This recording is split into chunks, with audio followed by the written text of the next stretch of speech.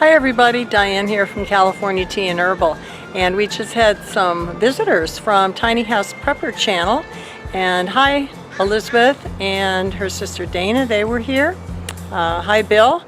We just love those people, so check out their Tiny House Prepper channel. That's where they gave us a big boost and told people about us, but they're much bigger than we are. They talk about prepping and they talk about living tiny, and it's really interesting. They also represent some great dehydrated and food, and that is the Thrive brand, and they are some of the top people in that system, so they really know what they're doing and how to prepare for just about anything. So I'm going to now surprise you and say this is about tea and apples. And do they go together? Well, they sure do. And we just made a trip up to apple country a short time ago. We brought back some cider. We had caramel apples. I mean, you have to buy caramel apple when you go up there. So I'm going to go in and show you some blends of tea and herbals we have that include apples right in the blend. And then I've made a caramel dipping sauce with walnuts, and we're going to dip some cut up apple wedges into that tea-infused caramel sauce. So let's get going. Let's start off with herbal infusions or tisanes that we carry that have apples in them. And I'm going to start with one of our most populars, and that is the caramelized apple pear. Now, as I show these to you, I'm actually going to put them out here on a plate so we can look at each ingredient. And then I'm going to read to you the ingredients in this. This is just a beautiful blend, and it has rooibos, organic honey bush, and then it has these apple bits. It also has some marigolds, and then the natural, and there's a little bit of artificial flavor in this. But it's everything we offer is very natural tasting. This is one of our most popular blends of all time, and one thing you'll notice on our teas and herbals is that the fragrance is just amazing. Let's go to the next one. When you read our labels, and any label for that matter, you'll see the first ingredient is something that's the dominant part of that blend or those ingredients. And the first one on this beautiful herbal blend is apple. It's called Fruit and Spices, and this has the apple, hibiscus, rose hips, mango, cinnamon, clove, ginger, and then natural flavorings. And these are caffeine free. The herbals are caffeine free. Let me just show you these beautiful ingredients spread out here. You see how beautiful the colors are? And this, folks, truly does have almost like an apple cider essence to it. Now here's a surprise, because most people would not think there were apples in this blend because it has a chocolate and mint essence. But yes, there are apples, and they're actually the second ingredient in this blend, which includes rooibos, and then apple, cocoa beans, peppermint. We've got some white and dark chocolate bits, natural chocolate, vanilla, and cream flavoring. Let me put this one out on the plate.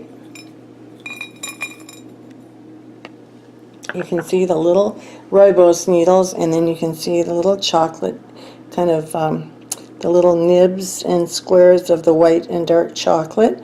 And this is one of my favorites. Again, other than the chocolate, there will be no caffeine at all in this herbal blend. Now we're going to get into a true tea, Camellia sinensis, and in it is a blend that contains apples. And this is new for us. This is literally the essence here, or I would say I'm going to call it almost like a cobbler essence, because it has more than one fruit here. In fact, we have black tea, we have peach, rose hips, hibiscus, roasted chicory root, And then we have the apple. So here the apple will not be the dominant flavor, but overall this comes off as just a delicious fruity black tea, and it really makes a wonderful iced tea as well. And that is California peach. Now I'm going to change on our website. This will be California peach cobbler. We had a straightforward peach tea, but actually we tasted this and fell in love with it. So there it is, black tea with apples right in the blend.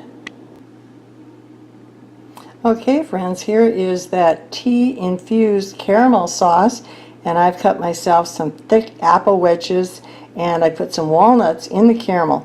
Now the recipe for this tea-infused caramel sauce is in the description below. Also, see I've got some caramel stuck to the sides there of the bowl a little bit. Also, when you make caramel, if you haven't made it before, I'm going to warn you that it can get too thick or too thin very easily.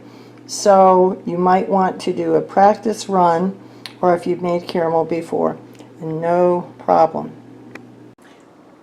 Hey everyone, I hope you have enjoyed this little video on tea and apples. I'm going to taste this caramel sauce right now.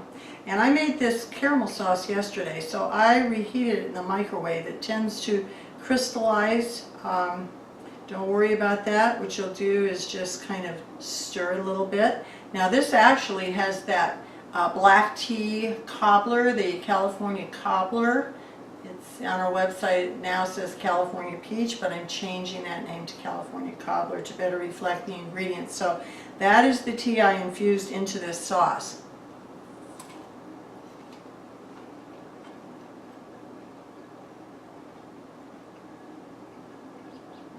Wow. It's like a caramel apple in wedges. And what I like is that when you get a caramel apple, and I'm a caramel apple fanatic, but caramel apples, sometimes, you know, the caramel kind of runs out before you want it to.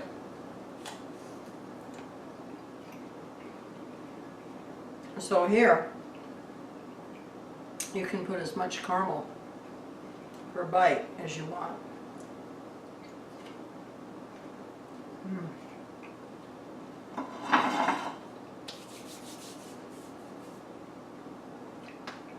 Sorry, I don't want to talk with food in my mouth, but I'm going to end it here.